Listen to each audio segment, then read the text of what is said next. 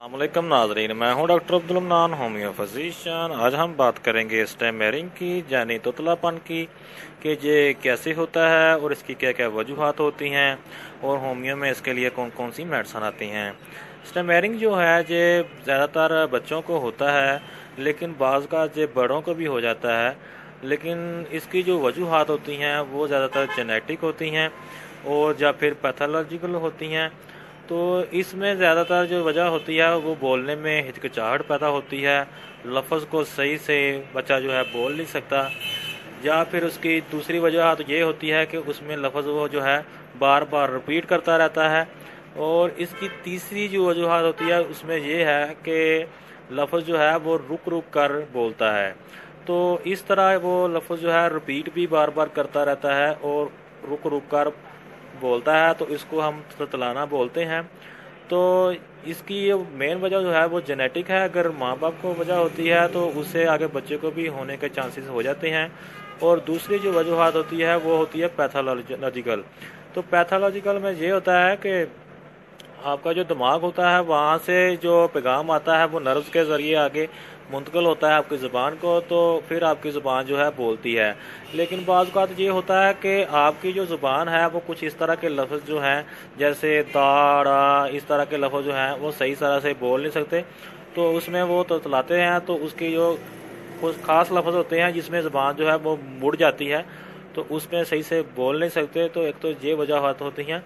तो पैथोलॉजिकल में आपका दिमाग भी आ जाता है, आपकी नर्व्स भी आ जाती हैं, आपका आगे ज़ुबान भी आ जाती है। तो ये एक पैथोलॉजिकल होता है। इसमें अगर आपका दिमाग में कोई पैरालिसिस है, कोई किसी किस्म का अगर क्लॉट वगैरह बना हुआ है या कोई ट्यूमर बन गया है, या फिर वहाँ पे अगर जो दिमाग में कीड़े वगैरह होते हैं तो अगर वहाँ बहुत ज़्यादा हो जाते हैं तो उससे भी ये ततलापन आ जाता है।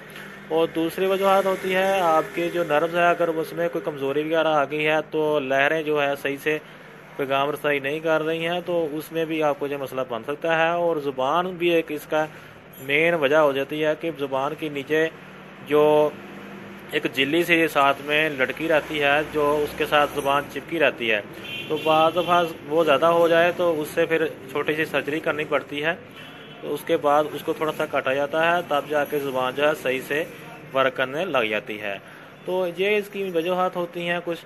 तो इसके लिए आपको घबराने की ज़रूरत नहीं है, लेकिन एलोपैथी में इसका कोई इलाज नहीं है। लेकिन होम्योपैथी में इसके कुछ मेडिसिन हैं जो कि आपको थोड़ा लॉन्ग टर्म खानी पड़ेंगी और इसके इस्तेमाल से ततलापन जो है मुकम्मल तौर पे ठीक हो जाता है। तो अब बताता हूँ आपकी होम्योपैथिक मेडिसिन। उनमें से सबसे पहली मेडिसिन है स्ट्रामोनियम। स्ट्रामोनियम को आपने 30 की ताकत में लेना होता है और इसको सुबह दोपहर शाम 2 बूंद पानी में इस्तेमाल करना है। और इसके अलावा है हायोसैमस को भी आपने 30 की ताकत में लेना है और इसको भी आपने 2 बूंद पानी में सुबह दोपहर शाम 5 मिनट के गैप से लेना है। और तीसरी मेडिसिन है कॉलीफॉस को भी आपने 6x की ताकत में लेना है और इसको भी आपने सुबह दोपहर शाम, ये गोली की शक्ल में होती है और 4 गोली आपने चूसनी है, सुबह दोपहर शाम चूसेंगे।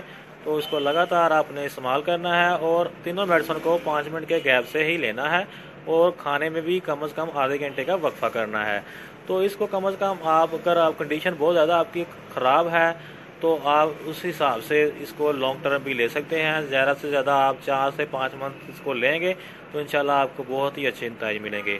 तो ये था आज का वीडियो स्टैमरिंग यानी ततलापन के मुतल्लिक। तो मिलते हैं नेक्स्ट वीडियो में। अगर किसी ने सब्सक्राइब बटन नहीं दबाया तो प्लीज़ सब्सक्राइब बटन दबा लें और बेल आइकन का बटन दबा लें ताकि नए आने वाले वीडियो में आपको आने का मौका मिले। तो ये था आज का वीडियो। अल्लाह हाफिज़।